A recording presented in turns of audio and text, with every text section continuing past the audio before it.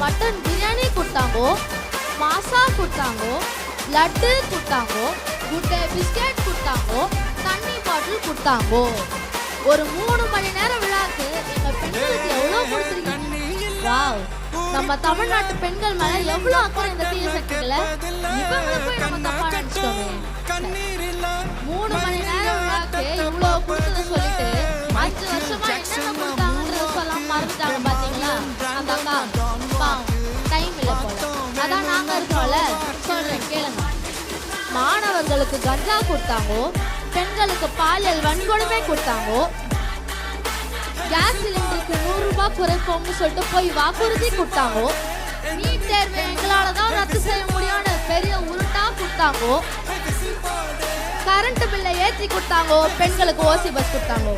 ஓசி bus நான் சொல்லுங்க, அமைச்சர் 2.5 லட்சம் கோடியாக இருந்த தமிழ்நாட்டின் கடனை 9.5 லட்சம் கோடியாக உயர்த்தி மக்களுக்கு பெரிய ஷாக் கொடுத்தாங்கோ. கருப்பு சட்டை அணிந்து கொண்டு பூரண மதுவிலக்கு வேண்டும் என்று எதிர்கட்சியாக இருந்த போது சவுண்டு கொடுத்தாங்கோ.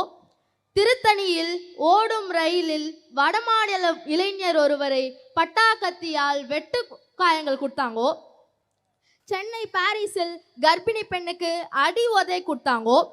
போலீசாரால் கடுமையாக தாக்கப்பட்ட சகோதரர் அஜித்குமார் அவர்களுக்கு திருட்டு பட்டம் கொடுத்தாங்கோ. மதிய உணவு சாப்பிடும் போது உயிரிழந்தானே ஒரு சிறுவன், அந்த சிறுவனின் உயிரை பிரிக்க ஆபத்தான பள்ளி கட்டிடங்களை கொடுத்தாங்கோ.